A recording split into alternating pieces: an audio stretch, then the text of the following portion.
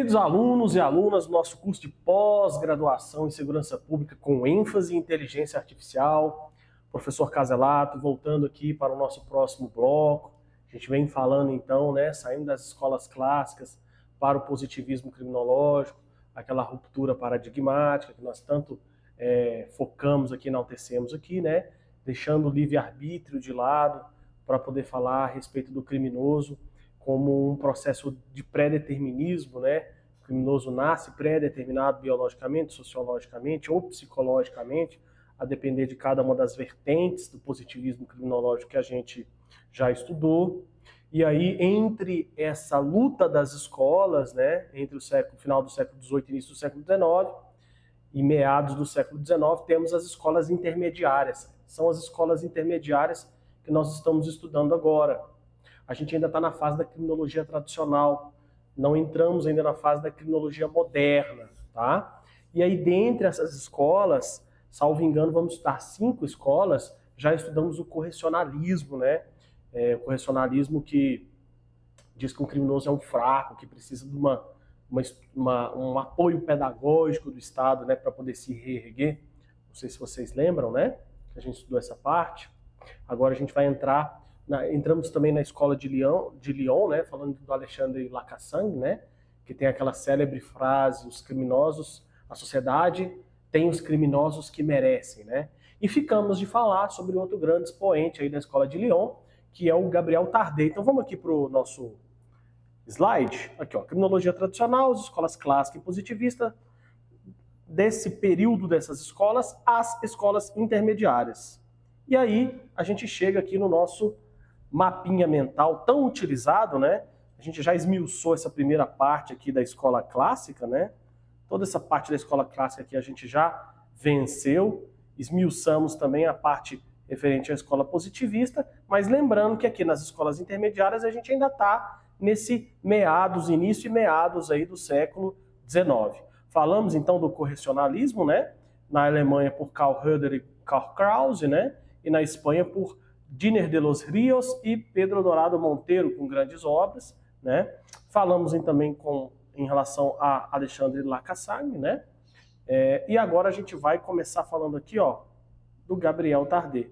Lembrando que a gente ainda tem Escola de Marburgo falar, Escola Técnico-Jurídica, Terça Escola Italiana e Escola da Defesa Social, que a gente vai falar nos blocos seguintes, até a gente fechar essa parte da criminologia tradicional e adentrar, então, a criminologia moderna. Beleza, pessoal?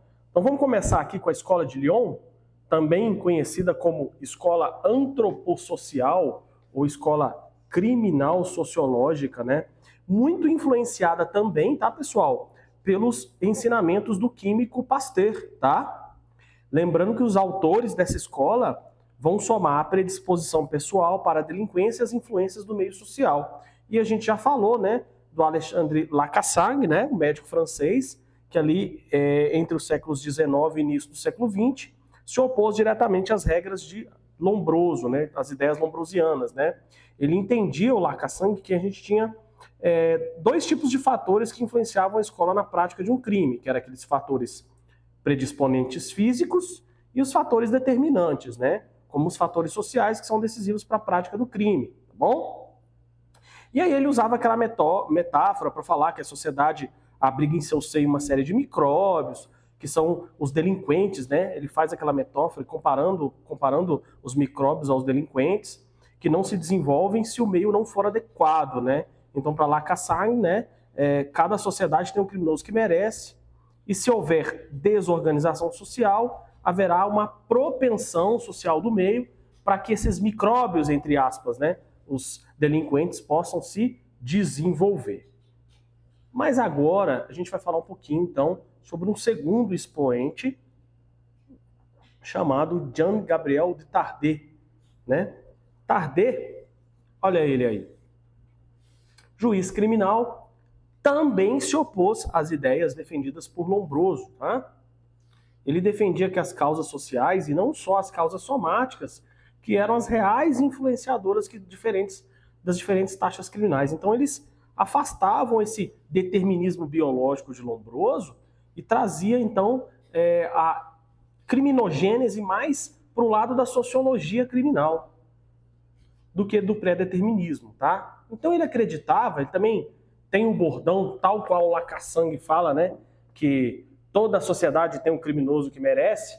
Jean Gabriel Tarde, né? Gabriel Tarde fala que a escola do crime era a praça, a rua. Tá mais próximo da nossa realidade brasileira, né?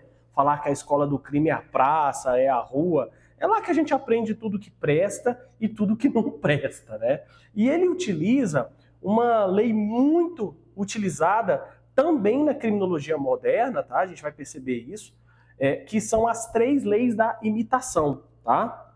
O indivíduo em contato próximo com os demais passam a se imitar na proporção em que mantenham maior ou menor contato. Traz a câmera para nós aqui, Dimas. A voz da consciência, Dimas. Bem, olha só. Ele fala, né? A escola do crime era a praça e a rua. E dentro dessa vivência cotidiana, né? Urbana, em que os grupos vão se formando, vai havendo, então, a execução dessas 3 leis da imitação. A primeira delas, o indivíduo em contato próximo com os demais passam a se imitar na proporção e que mantenham maior ou menor contato, por uma série de fatores, por admiração, por respeito hierárquico àquele membro mais antigo do grupo, por uma necessidade de pertencimento e de autoafirmação perante o grupo, acabam que esses indivíduos passam a se imitar. A gente vai perceber lá na criminologia moderna, quando a gente for estudar as escolas sociológicas, já na fase da criminologia moderna, já século XX, querendo chegar no século XXI, que a teoria da subcultura delinquente, né, de Albert Cohen, né, principalmente da obra Delinquent Boys, de Albert Cohen, a gente vai perceber que essas leis da imitação de Gabriel Tarde são muito utilizadas lá também. Eles usam como base, né, essas regras, né? Uma segunda aqui, pessoal, lei da imitação da mesma forma que o indivíduo inferior tende a imitar o superior, os jovens o fazem em relação aos adultos e os pobres em relação aos ricos. Mas isso é verdade, né? O filho em relação ao pai, né? Os irmãos mais novos em relação aos irmãos mais velhos. E sim, aquela camada da sociedade que quer ascender à camada, né, economicamente superior, tende a imitar padrões de vidas, ou pelo menos tentar imitar alguns padrões e alguns costumes daqueles pelos quais eles querem alcançar. Uma terceira regra aqui. Se 2 modas se sobrepõem, a mais nova vai superar a mais antiga, ok? Voltando aqui para o slide, Dimas. Então, veja, pessoal, a gente chega à conclusão aqui que se houver, então, esse contato social deletério, vai haver uma maior propensão à criminalidade, tá bom? Beleza? Então, passando aí algumas revisões básicas aqui sobre a escola de Lyon. Principais precursores, Lacassagne e o Gabriel Tarde. Tem como base as ideias do químico Pasteur, né? Essa escola de Lyon, também chamada de escola antropossocial ou criminolo-sociológica, diz que o crime é a soma da predisposição pessoal com influências do meio social, né? E aí a gente tem essa ideia do Lacassagne, né? Que cada sociedade tem um criminoso que merece, né? Que o meio social é que ele traz maior ou menor propensão à criminalidade, da mesma forma que Gabriel Tarde pensa que o crime ele ocorre na praça, na rua, no dia a dia do cotidiano, né? Ideias que serão posteriormente embasadas na teoria da subcultura delinquente.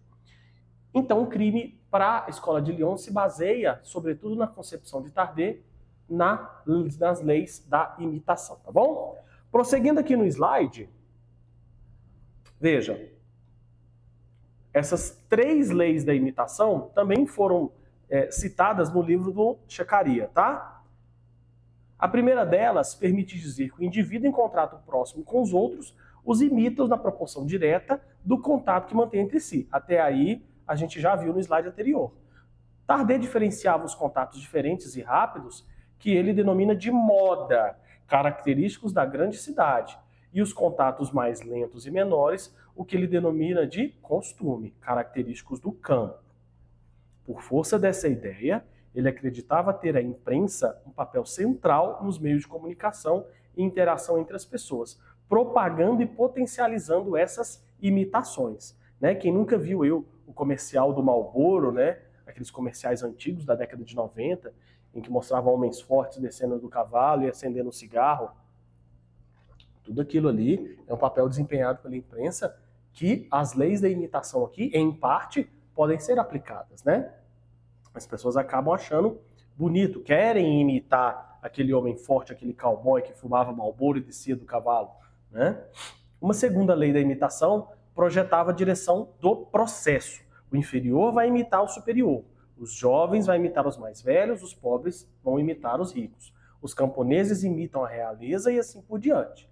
Isto permite que as pessoas seguirem o modelo de maior status, na esperança de que suas condutas possam garantir-lhes uma recompensa associada àquele patamar superior social. E a terceira lei, a gente está esmiuçando as leis aqui, né? Segundo Chacaria, é a lei da inserção. Se duas modas diferentes se superpõem, a mais nova vai substituir a mais antiga. Por exemplo, o assassinato a facadas é substituído pelo executado com armas de fogo. As drogas substituem o papel estimulador desempenhado no passado pelo álcool. Dentro dessa linha de pensamento, sempre que existir um contato social deletério, haverá criminalidade potencializada. Ou seja, esse slide ele vem esmiuçar melhor o slide anterior, tá? A gente ainda prossegue no Gabriel Tardet, tá? E Tardet discordava das ideias de Durkheim. Durkheim é um precursor da teoria da anomia. A gente vai estudar a teoria da anomia na criminologia moderna, nas escolas sociológicas do delito, tá? Mas Emile Durkheim, ele já tinha essa ideia de anomia, que foi posteriormente rediscutida por Robert Merton, né, nas escolas sociológicas do delito. Mas Emile Durkheim trazia, então, algumas concepções das quais o Tardet não concordava. Tardet, por exemplo, dizia que não entendia que a criminalidade era um fenômeno que pudesse ser classificado como um fenômeno normal. Porque a gente vai estudar na teoria da anomia que Durkheim entende que o crime ele não só é algo útil, como ele é algo normal e necessário para o desenvolvimento da sociedade. Que a sociedade precisa do crime para se desenvolver, para saber os caminhos do que é certo, do que é errado, do que se deve ser repetido e do que não se deve ser repetido. Mas Tardet discordava dessa ideia, tá? Veja, ele refutava também com veemência as assertivas segundo as quais o criminoso possuía uma regressão atávica, ou seja, ele era totalmente contra as ideias lombrosianas. Olha aqui um trecho da obra dele, ó, que ele fala. Isto o remeteria para um ser envolvido, portanto, com menor peso e estatura. Segundo ele, não é o que ocorre. Anatomicamente, o criminoso é, em geral, grande e pesado. Não digo forte, porque, ao contrário, é fraco de músculos. Pela sua estatura e seu peso médio, sobrepõe-se à média das pessoas honestas. Seja como for, sua capacidade média é bem superior à dos selvagens, aos quais o nosso autor, como bom darwiniano, se compraz em assimilá-los, fazendo uma crítica, então, a Lombros, tá bom? E aí, para fechar, pessoal, a Escola de Lyon, a gente traz aqui esse mapa mental, tá? Só para a gente fazer uma revisão básica, né? Temos aqui, então, os seus sinônimos, né? Base de pensamento do químico Pasteur, já falamos. Os expoentes Lacassagne e Gabriel Tardet. Gabriel Tardet diz que a escola do crime é a rua e o crime se baseia na imitação. Lacassagne já falamos, cada sociedade tem um criminoso que merece, e o crime é a soma da predisposição pessoal com a influência social. E eles refutam as ideias de Durkheim, em que o crime é algo útil e normal, e refutam também as ideias lombrosianas, beleza? Tranquilo? Sigamos. Voltamos aqui para o nosso mapa mental para dizer que nós já fechamos correcionalismo, fechamos Escola de Lyon e vamos começar a trabalhar a Escola de Marburgo, que tem como principal expoente aquele, você, estudante de direito penal, que já estudou muito na faculdade, né? Então, eu creio que você conhece bem Franz von Liszt, né? E as obras O Propósito do Pensamento no Direito Penal, tá bom? Vamos chegar junto lá? A Escola Alemã de Marburgo, também conhecida como Escola Sociológica Alemã, Jovem Escola Alemã ou Jovem Escola Alemã de Política Criminal, né? Conferia decisiva importância à política criminal no direito penal, tá? Para essa escola, gente, encabeçada aí por Franz von Liszt, o crime é um fenômeno humano, social e jurídico. Por isso, nela, defendia-se a necessidade de investigações sociológicas e antropológicas com o emprego do método indutivo e experimental, tá bom? Olha lá, Franz von Liszt, tá ele aí, defendia que o crime é um fenômeno humano, social e jurídico e que, para entender o crime, era necessária a utilização do método indutivo experimental, investigando os fatores sociológicos e antropológicos. Quais são as principais características desta escola alemã de Marburgo, pessoal? Primeiro, análise científica da realidade criminal. Segundo, as causas do crime em contraposição a análises unicamente filosóficas e jurídicas, tá? Relativização do livre-arbítrio. Deixava um pouco a ideia dos clássicos. Distinção dos imputáveis dos inimputáveis para fins de aplicação da pena ou da medida de segurança. Abolição do sistema monista da pena e substituição pelo sistema dualista, necessidade de aplicação da pena ou da medida de segurança. Von Liszt, então, defendia que a pena deveria ser justa e necessária e a finalidade de prevenção penal deveria ser aplicada a depender do tipo de criminoso. Tá? Veja, para os criminosos ocasionais, teríamos, então, a prevenção geral para todos, negativa. A pena, então, assumindo seu caráter intimidativo. Para os criminosos corrigíveis, prevenção especial, mais focada no criminoso, positiva, a pena com finalidade de ressocializar. Para os criminosos habituais, prevenção especial, focada no criminoso, mas negativa, tá? Para fins de neutralização, tá bom? Inocuização, para que ele, isolado, deixe de cometer novos crimes, tá bom? Então, perceba que a escola busca um equilíbrio entre as escolas clássica e positiva. Von Liszt, particularmente, defendia a ciência total do direito, tá? Da qual deveria fazer parte o direito, a antropologia, a psicologia, a estatística, a criminologia, a política criminal. Para Liszt, o Código Penal era a magna carta do delinquente e o direito penal a barreira intransponível da política criminal. Ou seja, o Código Penal existia para defender os criminosos dos abusos estatais e as autoridades estariam obstadas de tentar buscar objetivos de dominação e de poder por meio do uso do sistema criminal. As políticas criminais punitivistas, então, seriam uma barreira à dogmática penal, cujos sólidos princípios nunca deveriam ser ultrapassados. Perfeito, pessoal? Então a gente via, então, que essas normas serviam de garantia aos delinquentes, né? E aí daí a gente traz muito a parte referente à legalidade, né, penal, né? E o princípio aí da proibição do excesso, né?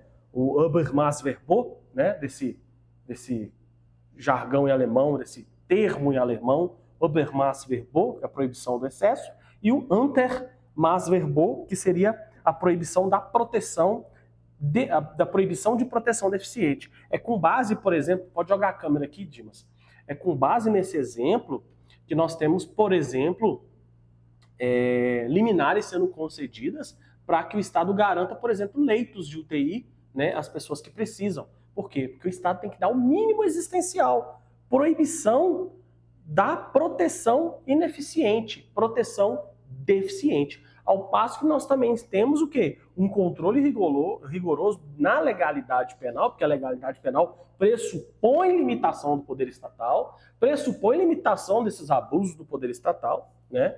E estaria, então, ligado, então, a essas proibições dos excessos para que o Estado não utilizasse o sistema criminal como meio de poder e dominação, tá bom? Pode voltar aí para o slide.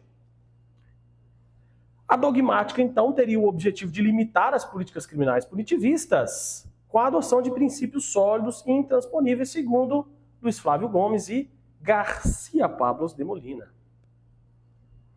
Prossigamos na escola de Marburgo. Para Marburgo, a pena, portanto, deveria atender à finalidade, sem preocupação excessiva com a constrição da liberdade do indivíduo. Olha aí, ideais iluministas aparecendo na dogmática penal alemã. Defendeu-se, portanto, a aplicação de penas alternativas à prisão, em substituição às penas privativas de liberdade de curta duração. A gente vem falando disso, então, desde o século XVIII, do século XIX, que as penas privativas de liberdade de curta duração não têm finalidade concreta. Então a gente tem que tomar muito cuidado com esse discurso, né, que a gente costuma rotular de progressista, em que a gente defende, por exemplo, a adoção da justiça penal restaurativa para delitos de pequena monta, por exemplo, furto simples, né, que não são crimes de menor potencial ofensivo, mas ainda assim são crimes dos quais a aplicação da pena privativa de liberdade de curta duração não teria finalidade concreta. Veja, essas ideias foram defendidas por von Litz, né, em sua aula inaugural da Escola de Criminologia de Marburgo em 1882, intitulada A Ideia de Fim no Direito Penal, posteriormente chamada de Programa de Marburgo. Era a adoção, então, do que nós chamamos aqui de uma ciência global do direito penal, reunindo dogmática penal, o estudo da pena com foco finalista e outros ramos do saber, como a sociologia, antropologia, psicologia, estatística criminal, etc, etc, etc. Veja, no contexto, então, da chamada ciência global do direito penal, Litz defendia que o Código Penal existia para a defesa de criminosos contra os abusos do Estado, de modo que as autoridades estariam limitadas de buscar objetivos de dominação de poder por meio do sistema de justiça criminal, tudo que a gente vem falando aqui. Assim, então, o programa de Marburgo, encabeçado por Litz, reafirmava sua contrariedade na adoção das chamadas penas privativas de liberdade de curta duração, influenciando, então, movimentos políticos criminais adiante que defendem a inutilidade dessa prática constritiva de liberdade. Então, para Litz, uma pena justa era uma pena necessária, nada mais do que isso. Chicaria, citando então Figueiredo Dias, argue que uma das maiores contribuições de Franz von Litz foi a adoção desse sistema tripartido de ciência conjunta, compreendendo então a ciência estrita do direito penal, que é a dogmática jurídico-penal, a criminologia e a política criminal, solapando argumentos positivistas de que o direito penal deveria ser reservado somente aos juristas. Câmera para nós aqui. E aí vocês vão perceber a mudança de pensamento quando a gente estuda Franz von Litz e a gente vai estudar, por exemplo, Carl Binding. Porque Carl Binding já pensa diferente. Já pensa mais adstrito a questões eminentemente jurídicas, em que o jurista deve estudar somente questões jurídicas. Vocês vão perceber a girada aí de entendimento quando a gente for estudar Carl Binding, tá bom? Pode voltar aí para o slide. Voltando então aqui, matamos então correlacionalismo, escola de Lyon, escola alemã de Marburgo. Vamos trabalhar agora a escola técnico-jurídica. Nasceu em 1910 na Itália. Como é que a gente está de tempo aí? Estamos quase chegando já? 5, né? Aí você dá uma avisada para nós aqui. É o Dimas, a nossa voz da consciência, nosso operador aqui, está organizando a nossa aula. Veja, pessoal, ainda dá para a gente falar algumas coisas aqui da Escola Técnico-Jurídica antes de terminar o bloco. Teve sua origem em 1910, na Itália, durante uma aula magna proferida por Arturo Rocco, um dos principais expoentes do tecnicismo jurídico. Tá? Ele fez um discurso na Universidade de Sassari chamado O Problema do Método da Ciência no Direito Penal. Tá? Em sua fala, o Rocco criticou métodos que vinham sendo empregados, que por um lado buscavam um direito racional, ou ideal, e por outro, traziam para o direito discussões políticas, sociais, morais ou psicológicas. Olha ele aí. Ele defendia o retorno do direito penal ao campo estritamente jurídico. Olha como é que a coisa já começa a mudar com Arturo Rocco. Eu falei de Carl Bindi lá na frente, mas Arturo Rocco já começa a mudar. Já começa a trazer, então, o campo estritamente jurídico, afastando discussões políticas, sociais, morais ou psicológicas. Ele acha que o direito penal deveria ser limitado somente à análise positivada, ou seja, as leis penais existentes.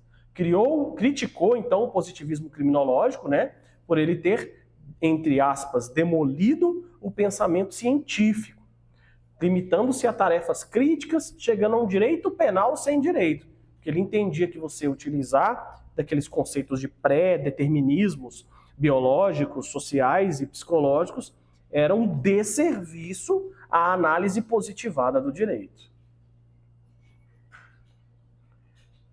Veja, a direção positivo-jurídica foi, então, uma construção sistêmica, muito bem elaborada e harmoniosa contra os excessos cometidos por clássicos e positivistas. Tá? Combateu, assim, a direção metafísica dos clássicos e aquela ruptura determinista dos positivistas, direcionando as suas lentes científicas ao estudo técnico das leis penais. Já estavam, então, os técnicos jurídicos, a gente pode dizer, então, que eles já estavam cansados, né, de toda aquela briga entre clássicos e positivistas e entendia, então, que deveriam dar mais importância a essa análise da finalidade da função social das normas, né? Que a elaboração dogmática ela deveria ser guiada por um espírito mais realista, né? E aí, pessoal, a gente teve em seguida, né, a elaboração científica do direito penal, da qual as normas deveriam obedecer a uma finalidade e a função social, guiada por um espírito realista, sendo a elaboração científica dividida em 3 fases. A fase de interpretação, exegética, onde o direito positivado deveria ser investigado sob o método da interpretação teleológica, ou seja, qual era a finalidade do legislador quando ele criou aquela norma? Devendo captar qual é o bem jurídico, objeto de tutela pelo tipo penal. Será que aquela lei penal ela tem uma função social clara quanto à proteção daquele bem jurídico?